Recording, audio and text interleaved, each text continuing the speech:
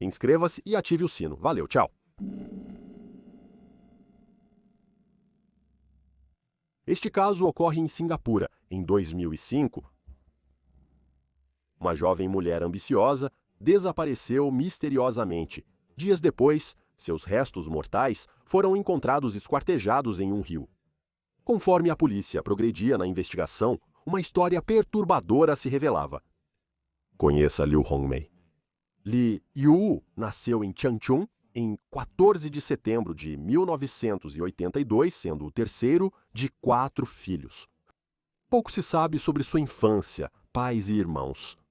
O que é certo é que ela tinha um irmão e uma irmã, e que Li Yu era muito próxima de sua irmã. A irmã de Li Yu decidiu se mudar para Singapura em 2003 para se casar com um homem singapuriano. Naquele instante, ela enfrentava uma decisão que poderia mudar sua vida. Ela fica com sua família em Changchun ou segue sua amada irmã para Singapura. Liu tinha apenas cerca de 20 anos na época e ela decidiu ir com sua irmã. Agora, dependendo da localização e do tamanho da propriedade, o aluguel em Singapura era até 20 vezes maior do que em sua própria cidade. Então, Liu precisava de um emprego rápido para sobreviver de forma independente. Contudo, sem ter frequentado faculdade ou universidade, ela estava limitada a trabalhos menos qualificados. Contudo, Liu logo conseguiu um emprego bem pago na indústria e, por todos os relatos, estava se virando muito bem sozinha. Em 2005, Liu já morava em Singapura há quase 2 anos. Ela tinha uma vida social vibrante, focada principalmente em sua irmã. Graças ao seu trabalho árduo, ela obteve 2 promoções e aumentos salariais rapidamente. Ela conseguiu economizar o equivalente a alguns milhares de dólares e gastou esse dinheiro em aulas noturnas para dominar o idioma inglês, pois pretendia estudar em uma politécnica local para obter um diploma em turismo. E para completar, ela recebeu o papel de madrinha no casamento de sua irmã. A vida era boa, mas tragicamente ela nunca chegou ao casamento de sua irmã, e nada era como parecia. No seu local de trabalho, ela se familiarizou bem com o gerente de produção do turno da noite, um homem singapuriano de 50 anos chamado Leong Suk Chau. Ele morava com sua esposa e 2 de seus 3 filhos, pois um dos mais velhos estava em um albergue na época. De acordo com pessoas próximas, ele era um marido e pai amoroso. Ele era conhecido por ser muito gentil, calmo e não violento, embora essa imagem se despedace quando você vê a brutalidade do que ele logo seria capaz de fazer. Agora, apesar de ser casado, ele se fixou em Liu, e Liu retribuiu suas investidas.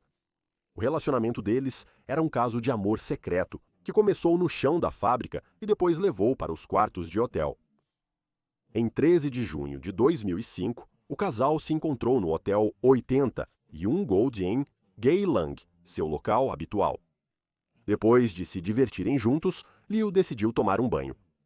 Leong vasculhou a bolsa de Liu em busca de um pente quando encontrou o cartão bancário dela. Apesar de Leong ganhar um bom salário, ele decidiu roubar o cartão bancário e, consequentemente, o dinheiro dela. Ele descobriu o número de identificação pessoal dela e que ela estava economizando para sua educação. Ela confiava nele, como qualquer amante faria. Então, o fato de ele saber essa informação não é surpresa. O casal deixou o hotel às 3 da tarde e às 5 da tarde, Leon colocou um boné de beisebol e pedalou para vários caixas eletrônicos pela cidade. No total, ele roubou enganosamente mais de $2.000 das economias de vida de Liu. Ele até gastou 71 em um supermercado para compras. Mas ele mal sabia. Ele foi pego na câmera. Liu logo descobriu que seu cartão estava faltando assim que ela deixou Liang. E então ela ficou angustiada quando percebeu que uma grande soma de dinheiro havia sido retirada de sua conta. Felizmente, Liu recuperou as imagens das câmeras de segurança dos caixas eletrônicos que a polícia analisaria no dia seguinte. Assim, ela ligou para Leong informando que dinheiro havia sido roubado de sua conta, mas para não se preocupar, pois o culpado logo seria pego. Mas isso não era bom para Leong. Se Leong fosse identificado pela polícia ou por Liu, seu mundo desmoronaria ao seu redor. Ele seria marcado como um ladrão, e sua esposa e filhos saberiam sobre seu caso. Não apenas isso, ele provavelmente perderia seu emprego e Liu. Ele literalmente perderia tudo, e ele não tinha ninguém mais para culpar além de si mesmo. Por causa desse crime relativamente trivial, ele sentiu que tinha que ir a medidas extremas para encobrir suas ações erradas, e acredite em mim, elas eram muito extremas. Quando Liu contou a Liu sobre o dinheiro roubado e a investigação iminente, ele decidiu convidá-la para ir ao seu apartamento. Sua esposa e filha mais velha estavam viajando enquanto seu filho estudava na universidade. Em casa estava apenas ele e sua filha mais nova, que estava na escola. Liu deve ter se sentido muito privilegiado por ser convidado para ir à sua casa pela primeira vez, mas isso não era um privilégio. Isso era uma armadilha mortal. Há pouca informação sobre como os eventos seguintes ocorreram, mas continuarei com a teoria principal que surgiu após a investigação e o julgamento. Ela chegou à casa dele entre 9 e 10 da manhã e eles conversaram até às 11 da manhã. O casal não realizou suas atividades habituais, pois evidências posteriores mostraram que não ocorreu atividade sexual. Enquanto os dois continuavam a conversar, Liu estava distraído. E então, Liu pegou a toalha de banho dela. Ele avançou lentamente em sua direção. Ela observou ele se aproximar, esperando o calor de seu abraço amoroso, mas em vez disso, ela sentiu o chicote de uma toalha envolvendo rapidamente seu pescoço. Seu amante agora era um assassino frio e calculista. Conforme a toalha apertava e estrangulava-a, cortava o oxigênio para o cérebro dela e logo ela começou a ficar azul. Leong olhou nos olhos dela enquanto mantinha sua compressão. Com o tempo, os níveis de oxigênio no cérebro dela atingiram níveis muito baixos, levando-a a desmaiar. Mas Leong não pretendia deixá-la inconsciente. Eram para matá-la. Ele manteve essa posição, puxando cada vez mais forte, antes de finalmente soltar a sua pegada. Mas isso foi só o início.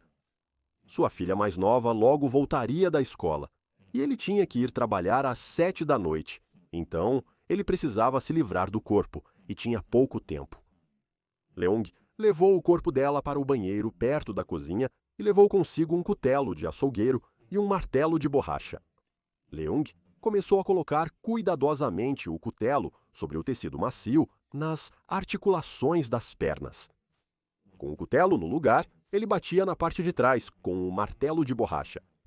Ele cortou a carne dela com cortes incrivelmente limpos e precisos. Leong fez vários outros cortes, desmembrando o tronco superior, o tronco inferior, as pernas e os pés, antes de passar para a cabeça. Ele colocou o cutelo no pescoço dela e cortou a cabeça. Leong então procedeu para embrulhar os restos ensanguentados e picados dela em um jornal, depois em sacos plásticos verdes e então em caixas de papelão.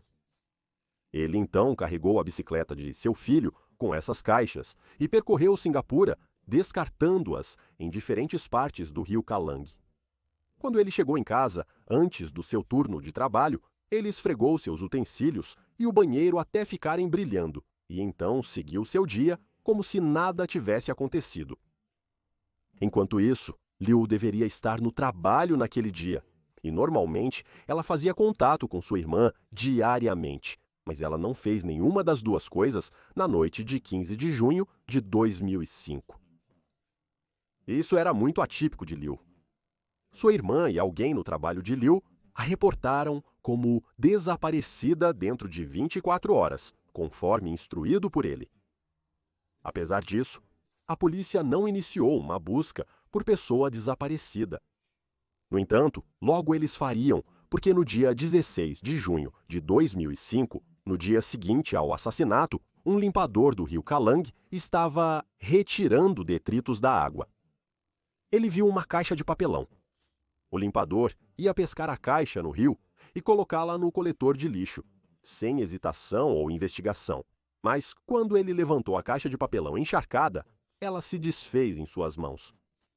Dentro, ele encontrou uma parte do corpo humano. Era a parte inferior do tronco de uma mulher, cortada na pelve e no joelho. Era claro que era Liu. O limpador disse mais tarde que a carne parecia carne fresca. Não havia cheiro, nem sangue, e o osso era branco. Ele rapidamente chamou os serviços de emergência e uma investigação logo começou. Singapura sempre teve baixa criminalidade, então a polícia ficou extremamente chocada e horrorizada com um caso tão macabro. Minutos após o início da investigação, a polícia encontrou outra caixa. Dentro estava o torso de uma mulher, envolto em sacos plásticos e páginas de jornal rasgadas. O torso ainda tinha os braços e as mãos presos, o que é realmente uma coisa horrível de se imaginar. O exame forense confirmou a terrível verdade. As partes do corpo eram da mesma vítima. Eles identificaram a vítima como Liu por suas digitais. Depois do primeiro dia, canelas, pés e cabeça continuavam sumidos. O que se sabia era que o assassinato não teve motivação sexual, pois nenhum DNA masculino foi encontrado em Liu. No mesmo dia, a polícia foi ao local de trabalho de Liu. A polícia foi sob o pretexto de que estavam apenas investigando um caso de pessoa desaparecida e não um homicídio. Logo descobriram o caso que Liu e Liang estavam tendo. Isso o tornou um suspeito principal, e então eles decidiram falar com ele. Mas quando começaram a falar com ele, Li Yang mostrou sinais significativos de desconforto. Isso aumentou ainda mais a suspeita. Ele parecia estar tremendo e gaguejando ao falar. A polícia questionou Li Yang sobre seu caso amoroso, mas ele reagiu de forma agressiva e defensiva, negando todas as acusações. No entanto, enquanto a polícia falava com ele, eles notaram que ele tinha vários cortes nas mãos. Mas ele tentou justificar, dizendo que fazia trabalhos manuais em casa. Um inspetor foi designado para o caso, e seu nome era Roy Lim. Roy sentiu que sua conversa inicial com Leong não foi longa o suficiente e decidiu trazê-lo para uma entrevista formal. Nas próximas 10 horas, Leong foi questionado e interrogado. A polícia informou a ele que partes do corpo dela foram encontradas no rio. A princípio, ele negou todas as acusações de seu envolvimento, mas sob a crescente pressão, ele eventualmente confessou. Bem, mais ou menos. Sua versão não refletia fielmente o ocorrido nem as reais motivações por trás de seus atos. Leong confessou ter matado Liu, mas alegou que fazia parte de um pacto de suicídio entre amantes. Ele insistiu que ela havia consentido neste ato. Leong alegou que quando Liu se recuperou, ela pediu que ele deixasse sua família e se mudasse para a China com ela. Mas aos 50 anos, ele sentiu que seria muito difícil começar uma vida lá. Além disso, segundo ele, não suportaria deixar seus filhos e ainda amava sua esposa. Leon afirmou que Liu estava sobrecarregado de desespero pelo fim do relacionamento deles e propôs um pacto para acabar com tudo. Conforme ele, ela quis ir primeiro para provar sinceridade, permitindo que a estrangulasse, antes que fizesse o mesmo consigo. Ele concordou e insistiu que a amava. Mas após estrangular Liu, ele disse que a expressão no rosto dela o amedrontou e ele não teve coragem de fazer o mesmo consigo. Ele contou à polícia que começou a entrar em pânico após matá-la. Então, ele a cortou em pedaços e descartou seus restos no rio antes de limpar seu apartamento. Ele disse que fez isso para esconder o horror de sua amada filha. Ao ouvir isso, a polícia não acreditou. Eles rejeitaram suas alegações e o acusaram de homicídio em primeiro grau em 18 de junho de 2005, apenas 3 dias após o assassinato. Seu destino estava nas mãos do tribunal. Uma sentença de culpado significava a morte. Leong foi preso e aguardava julgamento. Enquanto isso, a polícia continuava a procurar por Liu. Uma equipe de operações policiais com 30 membros vasculhou o rio em busca da cabeça, pés e pernas desaparecidos de Liu. A busca se estendeu até o rio Singapura, mas não havia nenhum rastro. Os investigadores, então, se voltaram para a planta de incineração do Tur. Eles descobriram que o lixo do rio Singapura era limpo a cada poucos dias. Eles descobriram que a coleta ocorreu exatamente entre o assassinato e a prisão de Liu. Se algum vestígio ainda estivesse intacto, poderia estar lá. Após 10 horas de busca no monte de lixo, os oficiais descobriram uma cabeça decomposta envolta em jornal e selada em um saco plástico amarelo, e então, perto dali, encontraram um par de pernas decepadas. A cabeça estava muito decomposta para ser identificada visualmente, mas um especialista forense logo confirmou que a cabeça e as pernas pertenciam a Liu. Porém, apesar dos esforços da equipe de busca, seus pés jamais foram achados. Na autópsia, foi descoberto que havia vários fragmentos de metal incrustados no músculo da perna esquerda. Quando a polícia revistou a casa da família Leong, eles encontraram o cutelo e o martelo de borracha, e, como suspeitado, o cutelo tinha marcas notáveis ao longo da lâmina. Ao examinar as duas peças de metal juntas, ficou evidente que eram provenientes da mesma fonte. Além disso, eles encontraram o mesmo jornal, fibras de papelão e sacos plásticos usados para embrulhar as partes do corpo dela em sua casa, mas a polícia buscava mais evidências além das circunstanciais. Quando examinaram seu banheiro de forma forense, não havia nenhum vestígio de evidência. Leong havia sido muito meticuloso com sua limpeza, pelo menos era o que a polícia acreditava. Durante uma inspeção final da cena do crime, um investigador notou sangue na parte inferior da bacia do vaso sanitário. O sangue testado foi confirmado como pertencente a Leong. Simultaneamente, a polícia analisou as imagens de circuito fechado de televisão da pessoa sacando dinheiro de sua conta.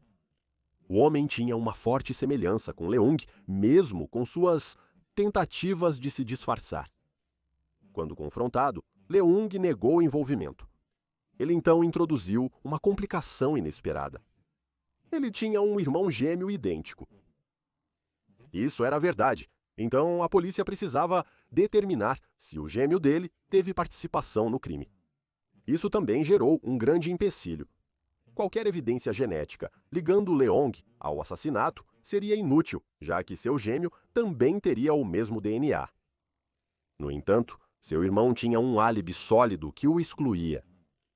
A tentativa fracassada de Leong de desviar a suspeita de si mesmo. Quando pressionado ainda mais sobre o dinheiro roubado, ele alegou que era apenas uma brincadeira inofensiva entre ele e Liu e insistiu que já havia devolvido o dinheiro, mas a polícia não encontrou nenhuma evidência para apoiar sua afirmação. Nenhuma parte da sua história fazia sentido. Após mais questionamentos, Liu retratou sua declaração inicial. Desta vez, ele fez uma confissão completa e honesta. Ele admitiu ter matado Liu, não por algum pacto, mas por medo. Medo de que ela expusesse seu roubo. Medo de que o caso deles fosse revelado para o mundo. Ele disse que sentia que precisava matá-la para continuar sua vida perfeita. O julgamento iniciou em maio de 2006 no Supremo Tribunal de Singapura. A princípio, a defesa tentou tornar as confissões anteriores inadmissíveis, alegando que ele foi coagido de forma antiética, e ele voltou à sua alegação inicial de que a morte dela fazia parte de um pacto de amantes. Leung disse ao tribunal: "Foi a expressão no rosto dela, quando eu a matei, que me fez decidir não me enforcar."